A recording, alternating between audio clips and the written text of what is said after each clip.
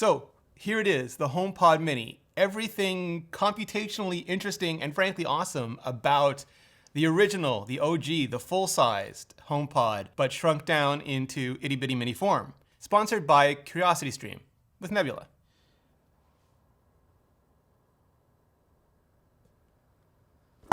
Whoa. So in here we have the HomePod itself, and the cord is attached. It does not come out like the original HomePods did. And I'm not going to keep pulling to prove that to you because you will get a broken cord, not a detached cord. And it is USB-C on the other end, and that famously plugs into Apple's new 20-watt adapter. Inside here, we have 2 layers. Mysterious. This is just cardboard. Not so mysterious. This is a little wrapped up package. That's unusual. Oh. I guess this proves that nobody has opened up your stickers before. Inside we have an Apple sticker and paperwork. And in here, could it be? Really? In this box? Charger. Apple's new 20-watt charger. It is in the box. I'm guessing part of the reason for that is the HomePod Mini does not support inductive charging. You cannot put this on a MagSafe anything. So here you have the HomePod Mini and the HomePod Biggie. The fabric is very similar. It's not identical because, well, I guess in the areas that it stretches over, the fabric is identical. This goes straight at some point where this does not. This is very much softball size, grapefruit size, where this is the size of the monster can of hot chocolate that you get off Amazon. And I said hot chocolate, not coffee, because everybody knows you only get coffee from buying the beans and grinding them your damn self. On the bottom, both of them have Apple logos, so if you have a glass table, anyone living under that table will get to appreciate it. Plus and minus sign are actually stenciled onto the top of the HomePod Mini, where they are not on the HomePod Air, HomePod Pro, HomePod Pro Max. This does feel shinier though, but this might have just been worn out over time. The cord on the HomePod Mini is mini as well. It's thinner, maybe to be less observable, where this is a big old cord, or maybe it requires less insulation. I'm not sure about that. That's interesting. And in terms of length, 20-watt USB charging brick, it is, well, let's make this a fair fight. Yeah, it's just a little bit shorter than the big HomePod. So it is mini in every way, except built-in plug is a lot smaller than charging brick. But I'm pretty sure Apple made it go with a charging brick instead of a traditional plug in case you wanted to take the HomePod Mini with you, because it is much smaller, much more portable. It doesn't charge, doesn't have a battery in it, so you can't just take it around everywhere. But if you wanted to have it with you, you could plug it into a USB-C power delivery battery pack, the same kind that you'd use to charge your iPhone or your iPad. Stick it anywhere you wanted, outside, on the go, home office, anywhere. And it would run off that power pack, depending on the size of that power pack, for a good long time. And unlike the original HomePod, which famously some people saw some white rings on wooden tables, luckily it never affected my tables, but some people did talk about having white rings on their tables. Apple has said they've addressed that with the HomePod Mini. So alas, there probably won't be a market for HomePod Mini coasters. Here is the iPod versus the HomePod Mini, just so you can get a sense of how small it actually is. AirPods compared to the HomePod Mini. Original AirPods, actually these are AirPods 2. AirPods Pro, HomePod Mini compared to the brand new iPhone Mini, and compared to the iPad Mini, it's pretty mini. And to set it up, it's super easy. I'm not gonna say barely an inconvenience again. You just bring your iPhone close, you tap the setup button, you tell it which room you want the HomePod to be in, you tap continue. You can say, if you already have one set up like I do, you can say use it as a stereo pair or not now. I might as well go ahead and do it. And this one is going to be on the left. Siri for everyone, and you can transfer your settings. Now this part is really cool. You just scan the flashing Siri. It's really fast. So with the HomePod Mini, you can do everything that you can do with the HomePod Biggie. Play the Apple Talk podcast. Okay, Apple Talk podcast coming up. Make the volume 80%. I'm Renee Ritchie, and I'm a tech analyst. I'm Georgia Dow. And yeah, I'm totally using my own podcast, because if I used music, the video would just get claimed immediately. And this way, at least I know I will not stop myself. So there is a really big difference in terms of music between the HomePod and the HomePod Mini. The HomePod Mini is way, way smaller, so you don't get sort of that same room-filling, enormous soundstage that you get with the big HomePod, and you don't get that deep, reverberating, quaky bass that you get with the big HomePod. You do get what I would say is a linearly scaled down version of this, so it does create the same sort of 3D soundstage. It's just smaller. It is commensurate with the smaller size of the HomePod Mini. But it sounds really clean, and it stays sounding really clean even as you get to higher volume levels, as you get to 70, 80, 90. Don't tell my neighbors, 100. It stays really clean. And that, to me at least, was very impressive for a $100 speaker, especially of this size. A lot of other $100 speakers that I've tried, that I've listened to over the years, at this size and at this price point, just they've fallen apart as they get louder, and this really, really holds together. And that's almost certainly thanks to computational audio and the S5 system in package, basically the Apple Watch Series 5 chipset that's in here that's taking over from the A8 on the HomePod Biggie and doing just all the audio signal processing and taking in the signal and creating the soundstage for it and doing all the constant tweaking of the sound to ensure the performance, not just as the volume changes, but considering where it is in the room and trying to make it sound as good as possible for everyone in the room. And I know that comes at the cost of custom EQ, at least a straightforward version of it, because they don't seem to be able to handle you adjusting it as it is trying to adjust yet. Hopefully that'll come at some point, but that is sort of the price we pay for it sounding not exactly the way we want it, but exactly the way the HomePod thinks it should sound at any given time in any given situation. And it also has force canceling woofers like the MacBook Pro, the 16-inch MacBook Pro. So if you're worried about putting it on a surface that, maybe next to the bed or on a table that shakes a lot, a glass table, and you're worried about that, it does an excellent job of sort of removing all of the kinetic energy from the bass. So it ends up sounding really, really clean. And in my test, it also has the same ability to really pick out your voice. So if you are just slamming the music really, really loud and you're across the room and you say the command word, it will still pick that out with pinpoint precision and hear exactly what you're trying to say.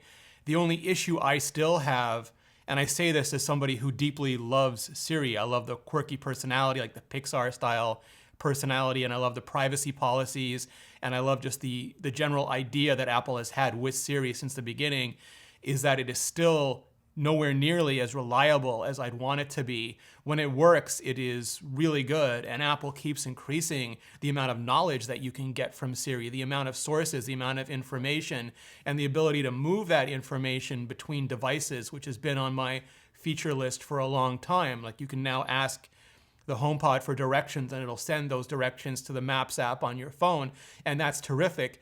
But still, that works like 9 out of 10 times. Everything works like 9 out of 10 times. And on that 10th time, it either doesn't work for no reason that you can understand, or it gives you something just completely outlandish as a response. I used to joke about this, like there's just one server that's stuck in a back closet that nobody has updated, and 1 out of 10 times your query just gets sent to that server by accident. But it does create almost like that sense of learned Siri helplessness. And again, I love Siri. I want Apple to be all in on Siri. I want Siri OS in the future to be that artificially intelligent layer of abstraction that allows me to use a natural language interface across my entire range of Apple devices that would just manage my identity and my online services and everything.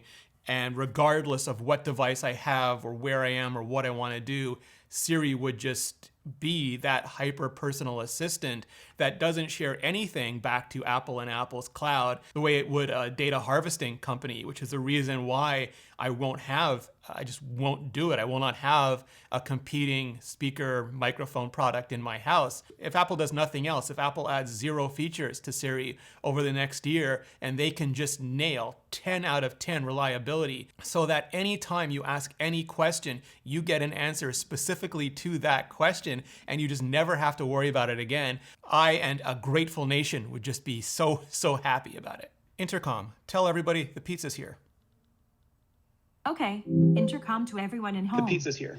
And the way Siri works is still similar to before, where it has this internal voting system. So if you have multiple Siri-aware devices around you and you say the trigger word, they will quickly vote in between them to figure out which device should answer.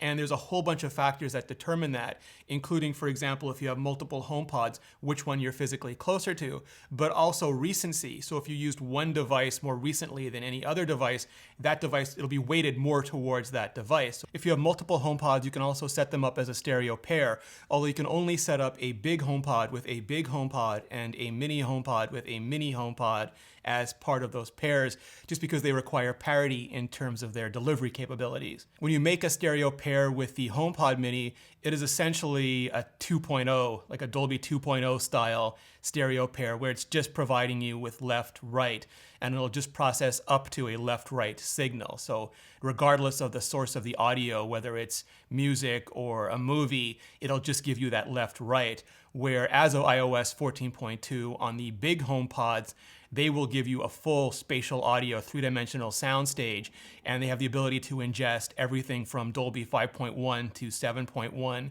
to Atmos, and use that information to sort of place everything where it should be in the vicinity around you. You can pair both a HomePod Mini stereo pair and a HomePod Biggie stereo pair with an Apple TV, and you can even set it to permanently use those speakers from your Apple TV, which is just terrific. Again, the only difference is if you do that with a HomePod Mini stereo pair, you're limited to left-right to 2.0. Whereas if you do that with a HomePod Biggie stereo pair, then you get that full 5.1, 7.1 Dolby Atmos experience. It is not the same exact thing, of course, because you don't have physical rear speakers behind you. And in the case of Atmos, you don't have physical top-firing speakers either. So there is a qualitative difference in what you're hearing. The sound isn't physically in those positions or bouncing off the ceiling, for example, but it does create a really, really good soundstage. And movies that support 5.1, 7.1 Dolby Atmos sound really, really good coming out of the HomePod Biggie now. If you're all in on HomeKit the way I am, you can have Siri do all sorts of things for you. For example, I have my studio, this studio that I'm filming in, set up with HomeKit, so I can just say, turn off the studio. Open the balcony blind. Okay. And so Apple's $100 HomePod Mini, smaller in both size and price. You know, with my concerns, even with my concerns about Siri aside, and I'm not really putting them aside, they're just no different with the HomePod Mini than they are with any of Apple's other devices, including the big HomePod, the original HomePod, the iPhone, all of them. This still, to me, lives up to the original intent and promise of the HomePod. That original idea Apple had, I think, 7 years ago now, where they wanted to be able to give everyone a speaker that they could take into a room that had no audio system and just put in that room. And no matter where they put it, it would sound good, if not great, no matter where they were standing in that room.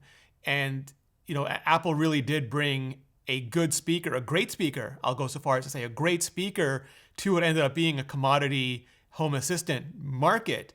But the HomePod always delivered when it came to the pure audio, and this retains a surprising amount of that. It's not as big, the soundstage that it creates is not as big, but you can put it in most any room and it'll still fill up that room with really good, especially for its size, really good sounding audio. And again, no matter where you are in that room.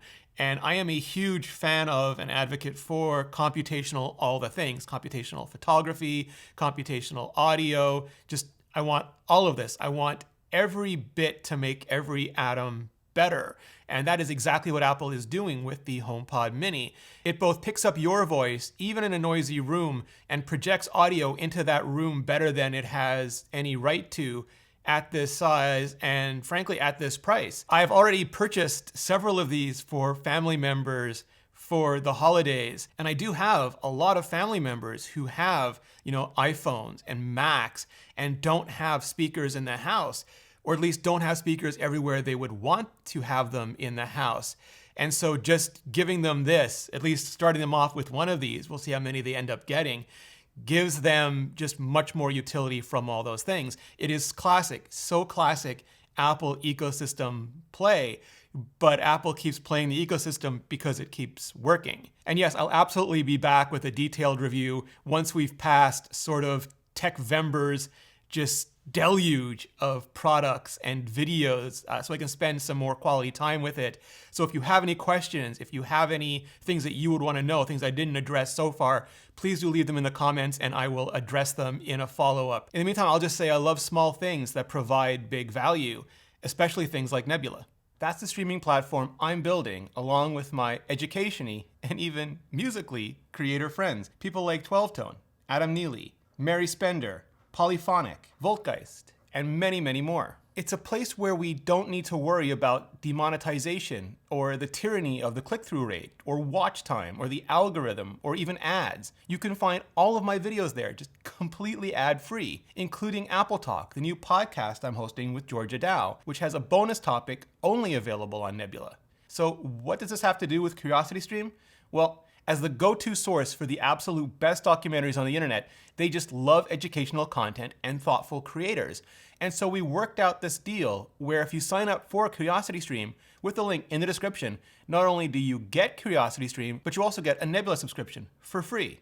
And for a limited time, CuriosityStream is offering 26% all of their annual plans. And 26% off is, by contract, just the best deal you'll find anywhere. So click the link in the description and get both CuriosityStream and Nebula.